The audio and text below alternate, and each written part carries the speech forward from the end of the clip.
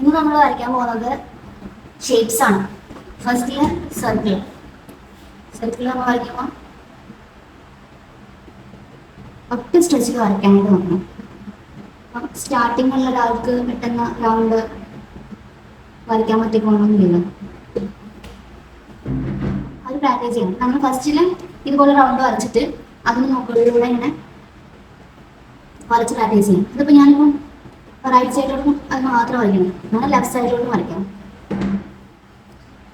Correct ആ ലൈനില്ല first വരച്ചിരിക്കുന്ന round, ആ round ഒന്ന് മാറാതെ നോക്കണം. എന്നിട്ട് വേണമെങ്കിൽ അതിൻ്റെ ഉള്ളിൽ വരച്ചു കൊടുക്കണം. എന്നിട്ട് രണ്ടാമത്തെ ഉള്ളിൽ വരയ്ക്കുമ്പോൾ അതിൻ്റെ ഓപ്പോസിറ്റ് വരയ്ക്കാം. അങ്ങനെ ചെയ്യും. സർക്കിൾ. ഇത് ട്രയാങ്കിൾ ആണെങ്കിൽ അതുപോലെ ഇങ്ങനെ ഇതിൻ്റെ മുകളിലൂടെ പ്രാക്ടീസ് ചെയ്യണം. ഓപ്പോസിറ്റ് അതുപോലെ പ്രാക്ടീസ് ചെയ്യാം. ഇതിൻ്റെ ഉള്ളിൽ വരയ്ക്കാം.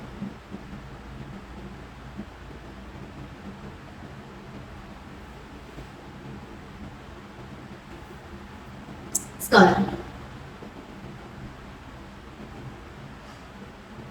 അതിന് ഓപ്പോസിറ്റ് അതിന് പ്രാക്ടീസ് ചെയ്യും. നമ്മൾ ഇതും കൂടെ പ്രാക്ടീസ് ചെയ്തതിന് ശേഷം ഇതിനുള്ളിൽ വരയ്ക്കുമ്പോൾ ആ ഡിഫറൻസ് ഫീൽ ചെയ്യും.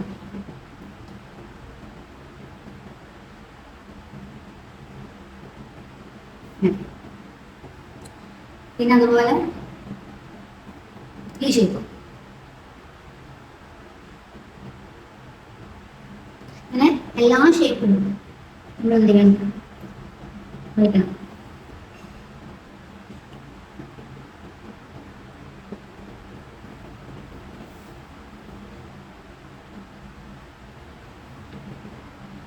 ഇങ്ങനെ കുട്ടികളാണെങ്കിൽ ഇങ്ങനെ വരയ്ക്കും. ലൈൻ വരച്ച് ഇവിടെ ലൈൻ വരച്ച് ഇങ്ങനെ വരയ്ക്കും.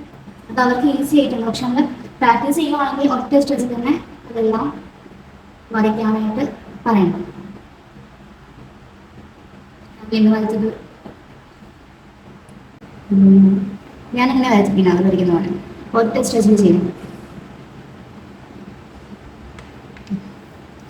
അതുപോലെ